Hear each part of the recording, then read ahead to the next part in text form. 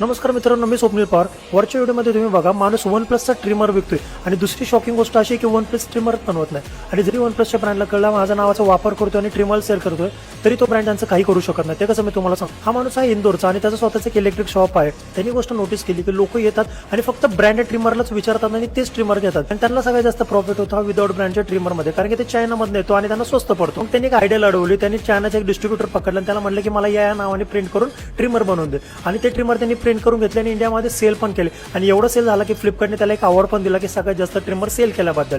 आणि हे कळल्यानंतर सुद्धा वन प्लसने त्याचं काहीच केलं नाही. ते कसं तुम्हाला सांग, तुम्ही बघितलं असं वन प्लसचा जो ब्रँड आहे त्याचं नाव असं असतं, तर त्याने काय केलं, त्या नावाच्या मध्ये एक स्पेस दिला आणि ते नाव ट्रेडमार्क करून घेतलं. ज्याने काय झालं की कितीही सेल झाला तरी वन प्लस त्याच्यावरती कुठलाही आक्षेप घेऊ शकत नाही किंवा केस करू शकत नाही. त्या माणसाने कुठलं डोकं कुठं लावलं आणि कसा सेल त्याचा वाढवला, त्या ठिकाणी तुमच्या आणि माझ्यासारखी माणसं इथे रील स्क्रोल करत बसतात किंवा लोक काय म्हणतील याचा विचार करत बसतात. लोक काय विचार करतील याची तेवढीच व्हॅल्यू आहे जेवढी आता मेसीला आपण वानखेडे स्टेडियममध्ये बोलवल्यानंतर त्या ठिकाणी अजय देवगण आणि टायगर श्रॉफची जेवढी व्हॅल्यू होती तेवढीच. जे तुम्हाला चांगलं वाटतं ना मित्रांनो, त्याचाच विचार करा आणि लोकांचा विचार करणं सोडा आणि तरच तुम्ही आयुष्यामध्ये पुढे जातात. भेटूया आपल्या पुन्हा एका नवीन व्हिडिओमध्ये. तोपर्यंत थँक्यू सो मच.